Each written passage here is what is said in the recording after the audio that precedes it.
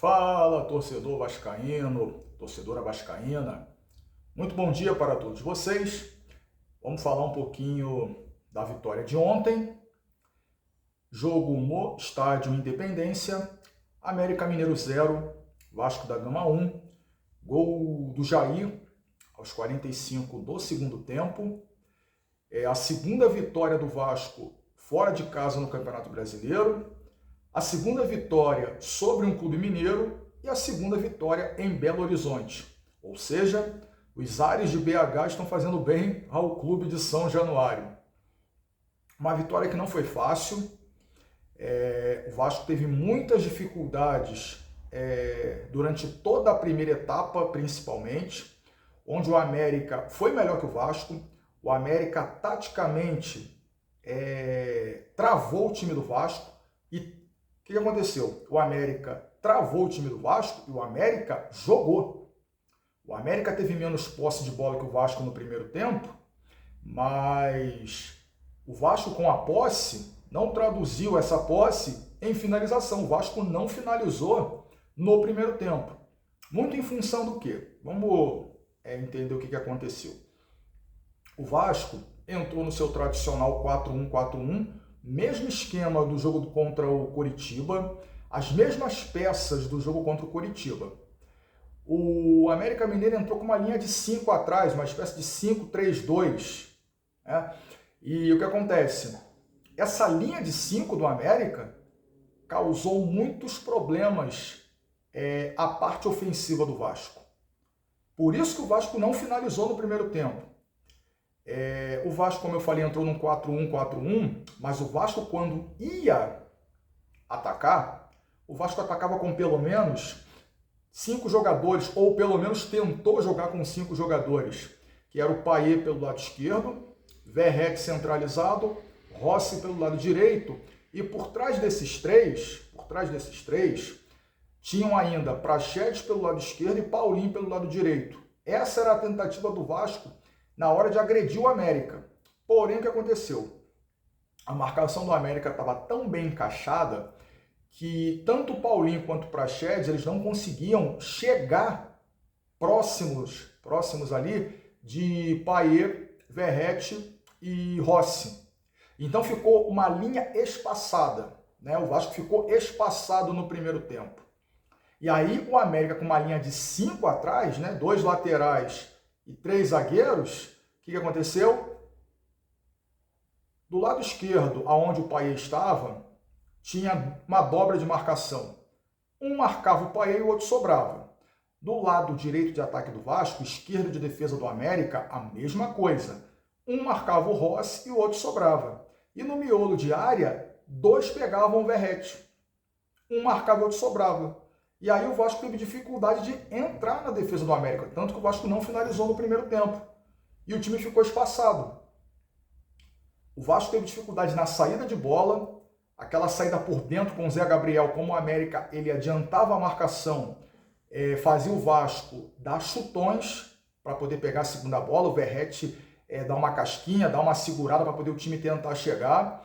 E o Vasco teve dificuldades de criação. O América, taticamente, foi muito melhor que o Vasco, foi superior.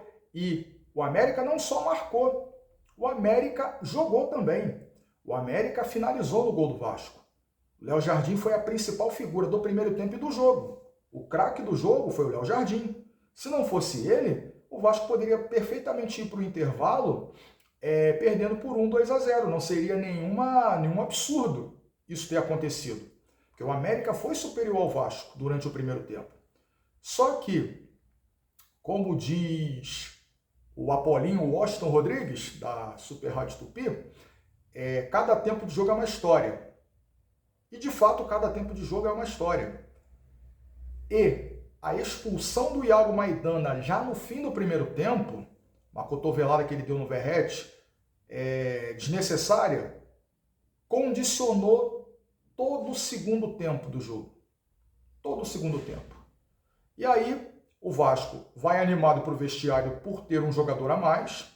O Ramon Dias fez alterações já de cara na volta do intervalo, com as entradas de Sebastião Ferreira e Gabriel Peck. né? Não vou me lembrar quem saiu. Deixa eu ver. Payet saiu e acho que o Rossi chegou a sair, se não estou enganado, já de cara. E aí o que acontece? Na volta do intervalo, o América com um jogador a menos, o América se retraiu.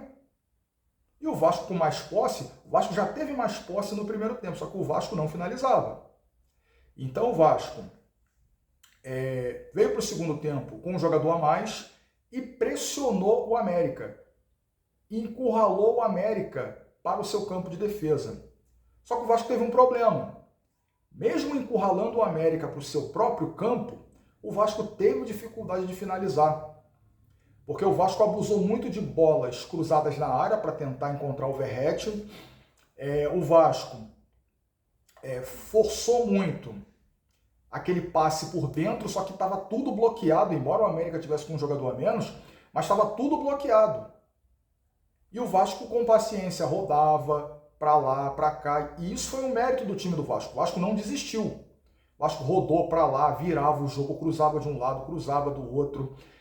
Tentou, depois que o Jair entrou, o passe vertical, que é aquele passe que quebra a linha de marcação e pode colocar um atacante na cara do gol. A entrada do Sebastião, embora ele tenha ficado meio que sem função no jogo, mas a ideia dele a ideia do Ramon com o Sebastião no jogo era o quê? Ter dois jogadores dentro da área para dividir as atenções dos zagueiros do América. Porque se você coloca só uma referência que é o Verratti, fica fácil de você marcar. Então, quando o Sebastião entra, embora não tenha feito nada demais, mas prende um pouco mais a atenção dos zagueiros do Clube Mineiro.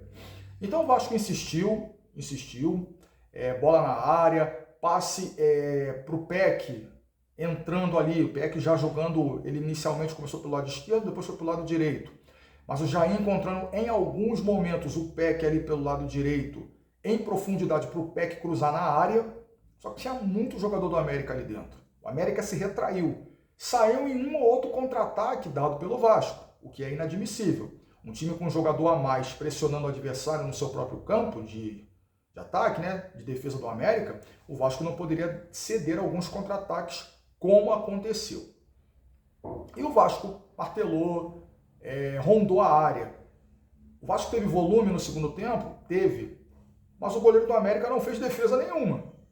O goleiro do América não fez defesa nenhuma. Por quê? Por causa da dificuldade do Vasco de entrar. Por isso que eu falo, o América valorizou muito a vitória do Vasco. Uma vitória muito difícil. Porque o América esteve organizado no primeiro tempo, quando estava com 11 jogadores, se manteve organizado no segundo tempo, quando estava com 10, e dificultou muito as ações ofensivas do Vasco. Tanto no primeiro tempo, quando estava com 11, quanto no segundo, quando estava com 10. E eis que, aos 45 do segundo tempo, anteriormente o Peck fez uma jogada ali próximo do bico da grande área pelo lado esquerdo, o Juninho, jogador do América, o derrubou, falta, o Paulinho cruza a bola para dentro da área e o Jair, com uma finalização um pouco diferente, um pouco estranha, consegue acertar o outro lado do goleiro do América Mineiro, abrindo o placar para o Vasco no Estádio Independência. Vitória do alívio, porque o Vasco precisava vencer essa partida. Nenhum vascaíno em sã consciência aceitava empate ou derrota contra o América. Ah, mas o jogo é em Minas. Não importa, o América está lá embaixo.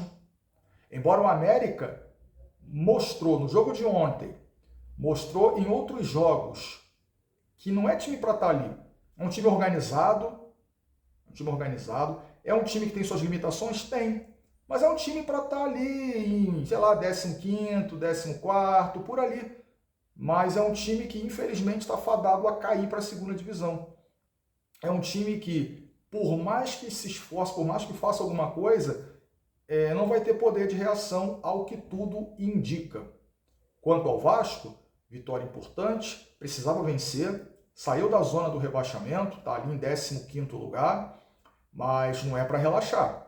Saiu da zona do rebaixamento depois de muitas rodadas, entrou na 7ª e só está saindo agora na 24ª, mas não é para relaxar. O Vasco só está um ponto acima do Bahia, que tem 25 pontos, é o primeiro da zona do rebaixamento, e é a vitória para essa vitória consolida a ascensão do Vasco, essa vitória consolida o bom trabalho que o Ramon Dias vem fazendo, e é um time que, como eu falei, esse time, por mais que tenha jogado mal hoje, muito em função da imposição do América, mas esse time dificilmente vai cair para a Série B. Eu não acredito na queda do Vasco, já vinha falado em vídeos anteriores, esse time ele consegue escapar do rebaixamento. Agora, fica uma lição, o Vasco precisa de antídotos para sair de arapucas dos adversários.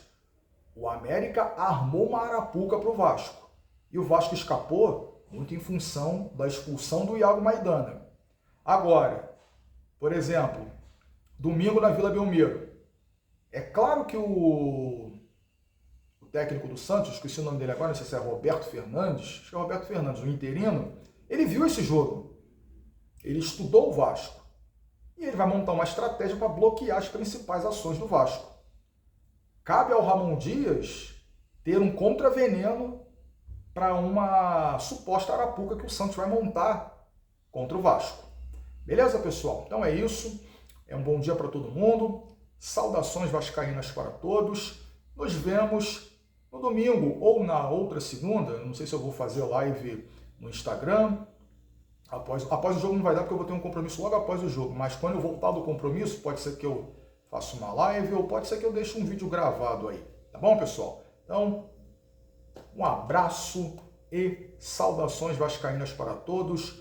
Bom dia e boa continuidade de semana. Um abraço. Fui!